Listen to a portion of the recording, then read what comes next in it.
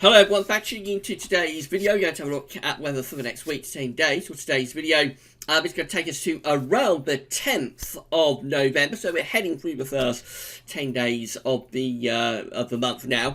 So we'll see what's going on there. I'll have a look at Beijing Climate Centre for the next 40 days later in the video. That will take us into the middle of December, can you believe? And begin, of course, in the tropical Atlantic. Got a new tropical storm, Rebecca, has formed. So we'll have a look at that to start off with. Going to be loads of updates coming up tomorrow. Very, very busy day, which is unusual for a Friday, but it's just the way that the calendar has worked out.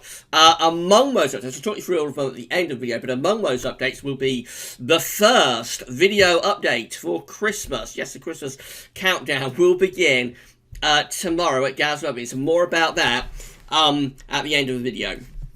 We're going to start off in the tropical Atlantic, so we have two disturbance areas. We've got a yellow X down here, right a long way south, just in the southern part of the tropical Atlantic. That really is a very long way south indeed.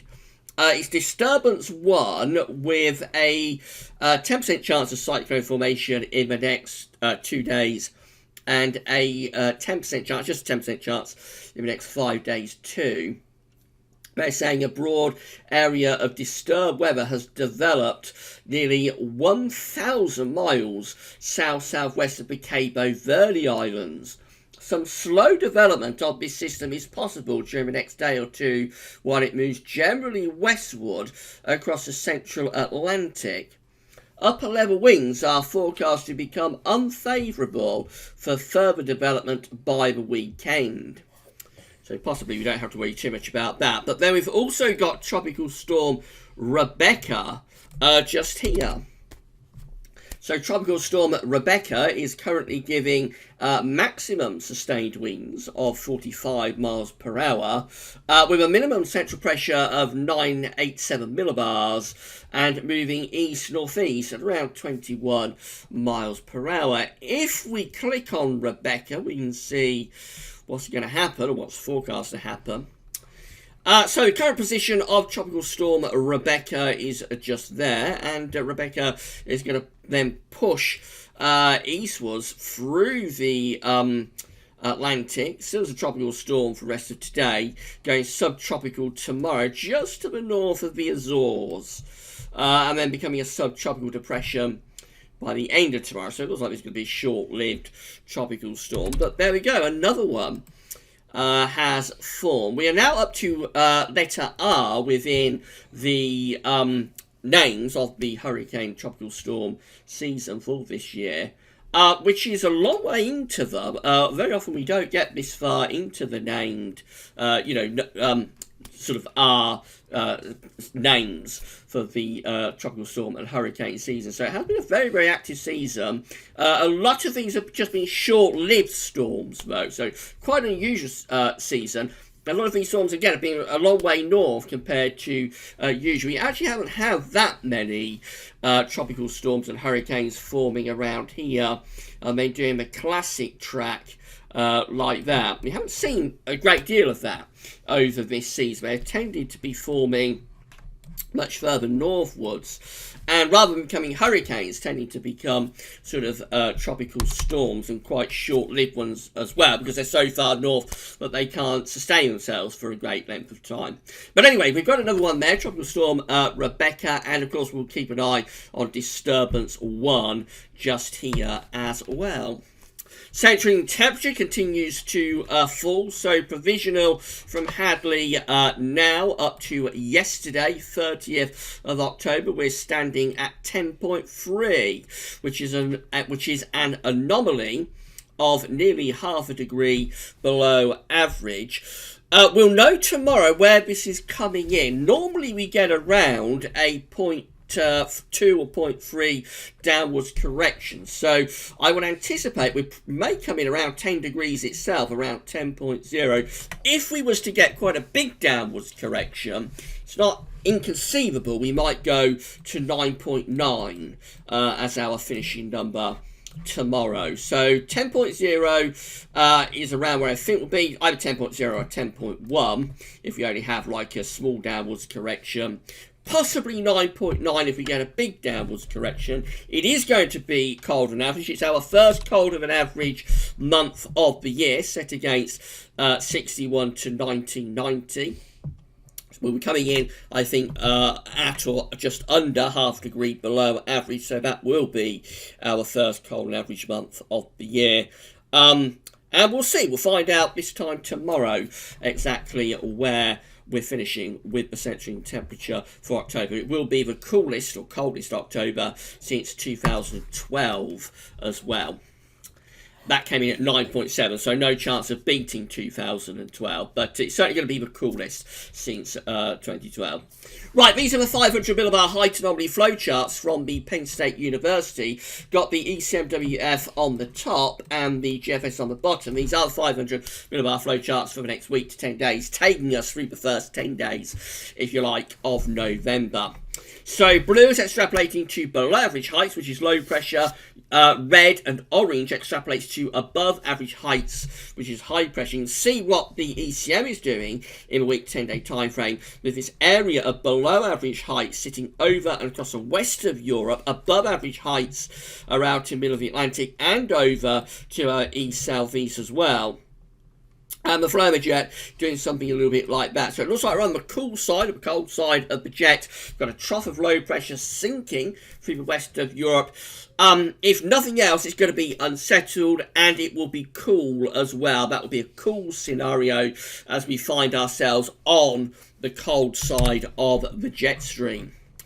The GFS is even more unsettled. Look at this deep trough of below average heights, but it is placing over not just the UK, but many northern and western parts of Europe.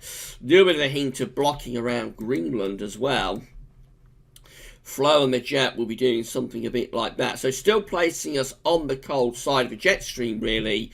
And potentially even starting to pulling the air from the north or the northeast into that trough of below average heights.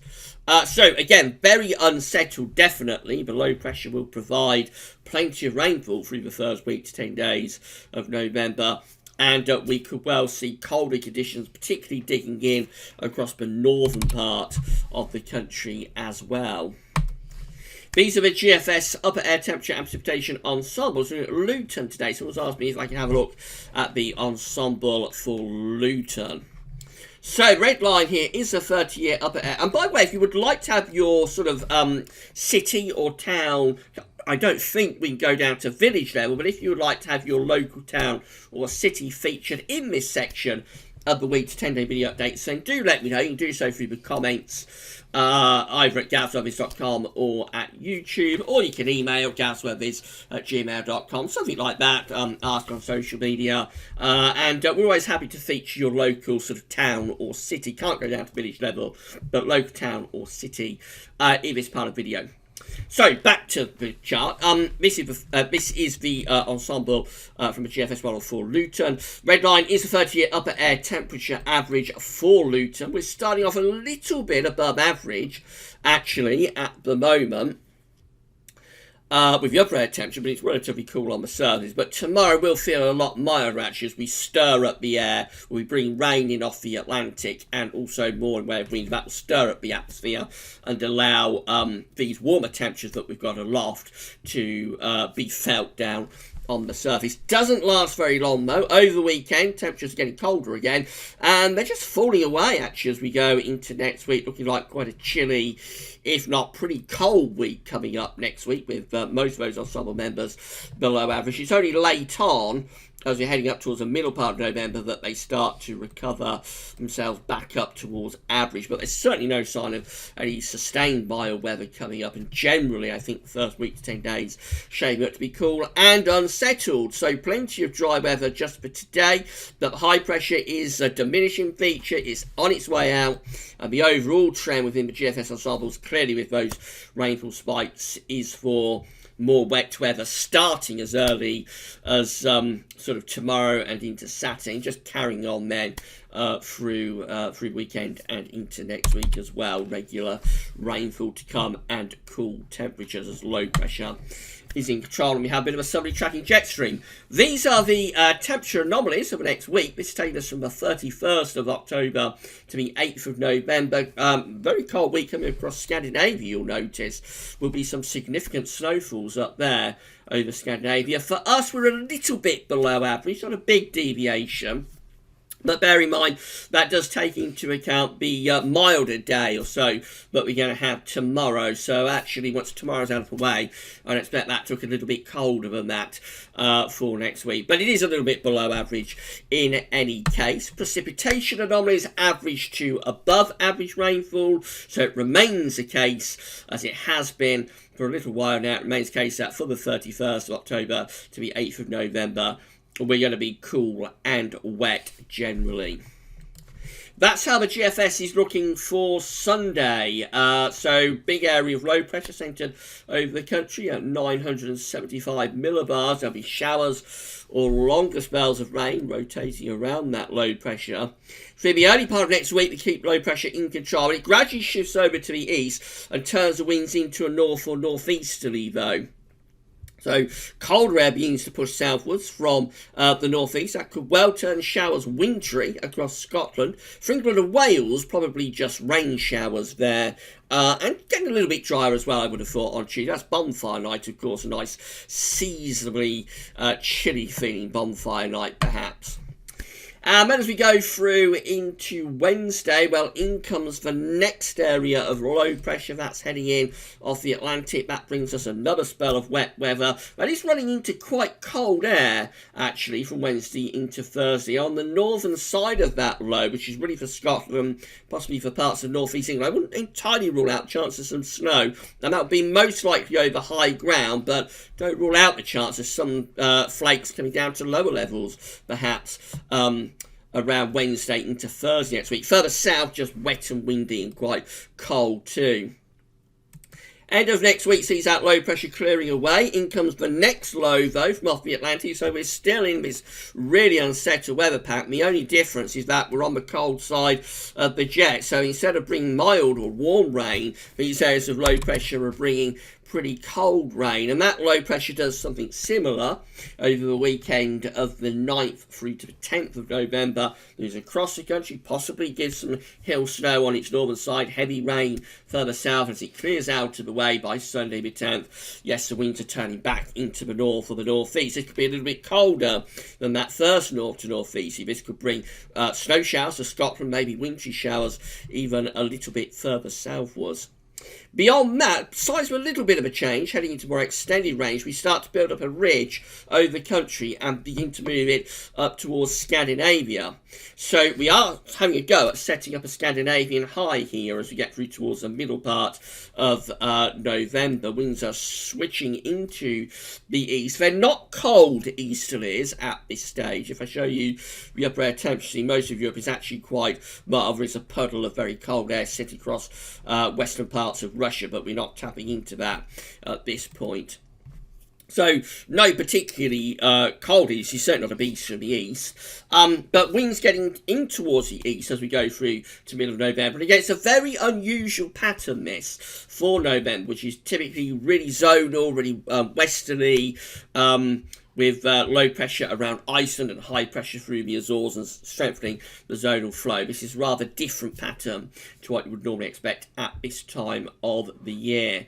So quite interesting way the GFS is developing today. This is how the GEM is looking. So again, very unsettled on Sunday. Low pressure bringing plenty of wet weather. We keep these areas of low pressure piling in from off the Atlantic as we go through into next week. Actually, just noticed that this is yesterday's GEM. So I think we better get out of that very quickly, and we'll get rid of that. For some reason, GEM hasn't updated at West Central. Sorry about that. So haven't got today's GEM. We'll go on to the ECMWF instead. And this is for today. This is Thursday, the 31st of October, initiated at midnight. We can see that just there. Of course, over here, in case you've never noticed with these charts, over here we have the date that the chart is for. So this is where the initiation of the chart is. It tells you the day and the time it was initiated. And this is the date and the time that the chart is actually for. So initiated Thursday, 31st of October 2019 at midnight, for Sunday, valid for Sunday, 3rd of November 2019, again at midnight.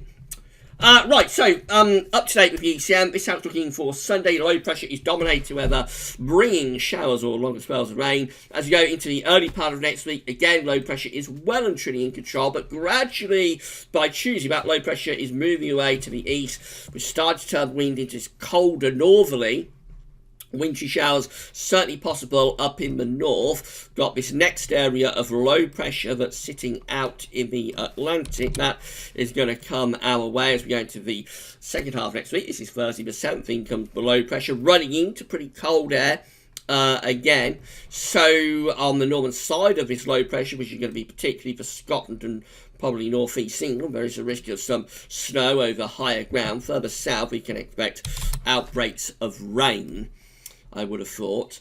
And then into the end of next week, that low pressure gradually starts to slip away to the south. We begin to build up a ridge both from the west and also towards the northeast. So starting to break out of that unsettled weather by Sunday the 10th, but certainly not mild. That would be pretty chilly. Risk of night frost and sort of pattern that might produce fog as well. Maybe some dense fog patches in that kind of pattern too. These are the options that are on the table within the ECM ensembles today at day 10, which is going to be the 10th of November.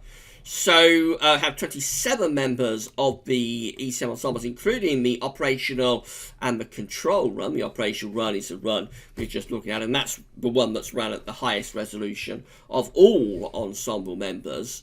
So with this one, we see that we have the above average heights to the north and to the west of us, and also some degree over Scandinavia as well, with the trough of below average heights becoming centred to our south. That is having go at building up a ridge of high pressure, but it's also pretty chilly as well, places us on the cold side of jet stream and pulling in the wind generally from a north to northeasterly direction. 24 members of the ECM ensembles look like this. They have high pressure up towards Greenland and Iceland, with low pressure over and to the south of the UK. That's a much more unsettled scenario. Still quite chilly even with that, particularly for northern parts of the country, but it's much more unsettled. That's a deeper trough of low pressure that would still be bringing quite a lot of wet weather even at day 10. So almost, not quite, but almost a 50-50 split. But most of the ensemble members are looking quite cool within the ECM at day 10. And then in 2 weeks' time, these are the options that we've got. This gets to the middle of November, of course. It's the 15th of November. So we have 33 members of the ECM ensembles with low pressure to our southwest. High pressure is over Scandinavia. It's quite a big Scandinavian high as well. That's probably bringing in quite chilly easterly winds. It would depend on the exact origins of the air, whether it's sort of damp and cloudy and chilly, or whether it's genuinely cold. It depends on the origins of the air. But at the very least, it's going to be pretty grim, I would have thought. And easterly in November is not going to be very pleasant. And then we have 18 members of the ECM ensembles that have this ridge of high pressure over and to the west of the country, with low pressure developing to the north. That's having a go at getting us back into more of a westerly type pattern. So having a go at returning us to more of a zonal type setup with those 18 just there. That's a minority option. The majority of ECM ensemble members have us under, not under a Scandinavian high, but certainly have us influenced by high pressure over Scandinavia in the middle of November. Finally, just having a Beijing Climate Centre for the next 40 days. So these are 500 millibar heights, break it down into 10-day periods. The first 10-day period will take us from the 1st through to the 10th of November, the coming 10 days, looking cool and unsettled. Low pressure coming in off the Atlantic, high pressure pulled out to a bit of the Atlantic, and some ridging to our northeast. So the jet stream is probably going to our south. We're on the cold side of the jet stream, and we look unsettled. The next 10-day period is the 11th to the 20th of November, with the above average heights in the middle of the Atlantic, below average heights out to our northwest. Still quite unsettled, but a little bit milder there, rather more westerly, and allowing the jet stream to push that bit further northward. So still unsettled then, but a little bit on the milder side.